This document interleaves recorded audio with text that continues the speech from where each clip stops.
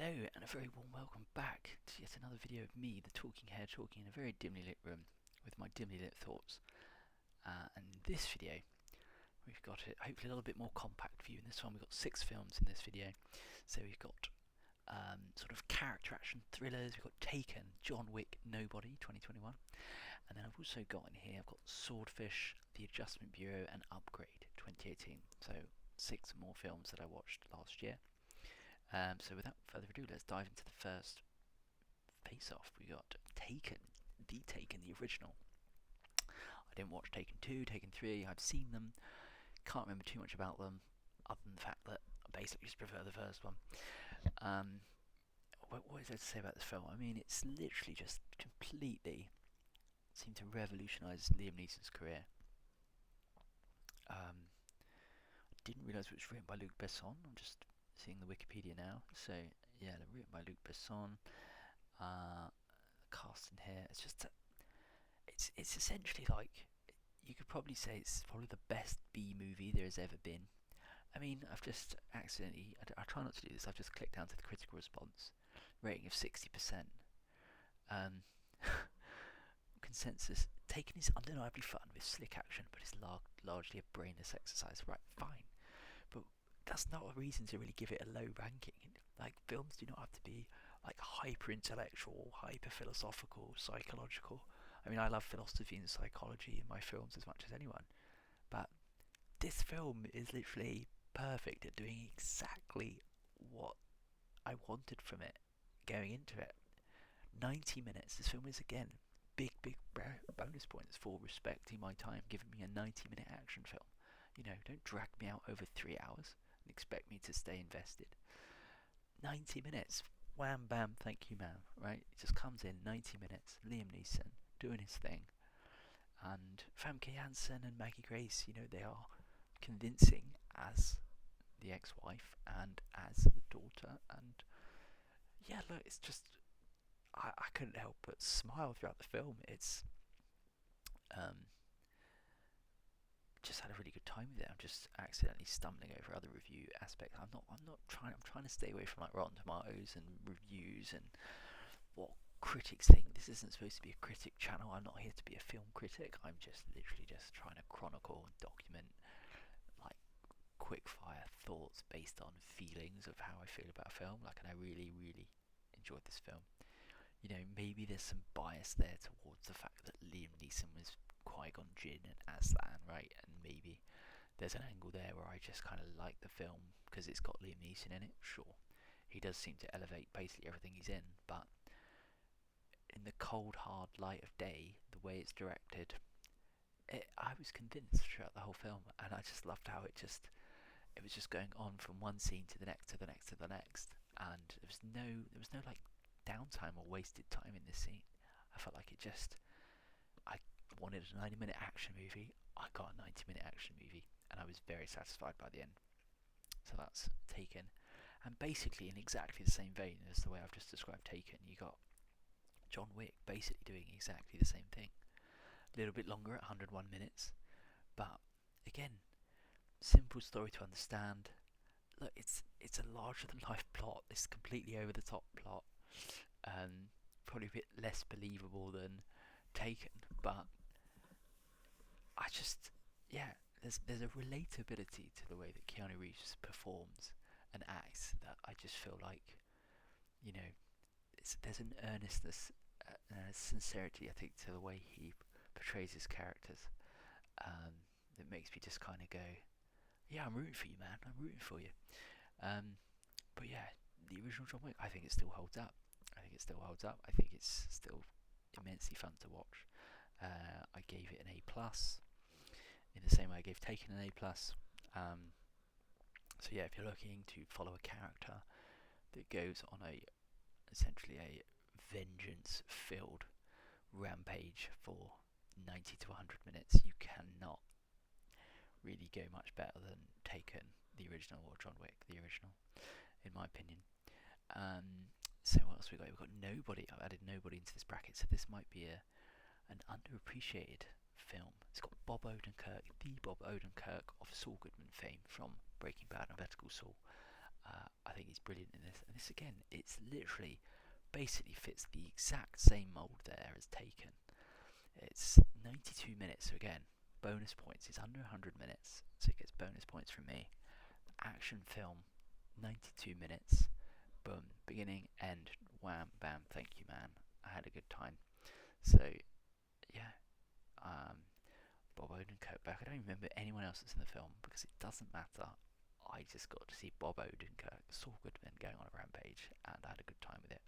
I've heard mixed things about the second one. I haven't actually seen the second one, so I might get round to that at some point. But in terms of this first one, I had a great time with it. So, yes, all three of them really. You could sit in an afternoon, you could get through all three and not feel bored. I think Taken, John Wick, nobody. So the winner of that bracket, I've given it to John Wick just because I think stylistically there's something. The fact that it's spawned 3 sequels that you could argue are all solid. I watched John Wick Chapter 4 in the cinema a few years ago, and that was like one of the best cinema experiences I've had as well. Particularly for that scene that's like Hotline Miami, kind of top down, gamified. Yeah, all 3 of these films, big thumbs up from me. Glad I watched all 3 of them. But yeah, I give if I could only have one, it'd have to be John Wick just for the style. Yeah. Okay, so what else have I got here? We've got Swordfish. So this is one, again, I try not to go down the rabbit hole of looking at Rotten Tomatoes reviews and going, oh, how was it rated, because I wind myself up thinking, I almost get mildly angry at critics rating films well below what I think they are. That could be a whole video in and of itself, but we'll try and stay on track. In this film, Swordfish, so this was again action film, right? 99 minutes, so it's under my 100-minute extra thumbs up points. The budget actually is 100 million, so a lot of that budget must have gone to John Travolta and Hugh Jackman, who are in the lead roles. It's got Don Cheadle in there, Halle Berry, Vinnie Jones. Like, I watched this film, I got to the end, I thought, oh my god, that was an amazing film. And I went on Rotten Tomatoes, it's got like a terrible Rotten Tomatoes score, so that's the whole thing. But anyway, this film, look, Hugh Jackman.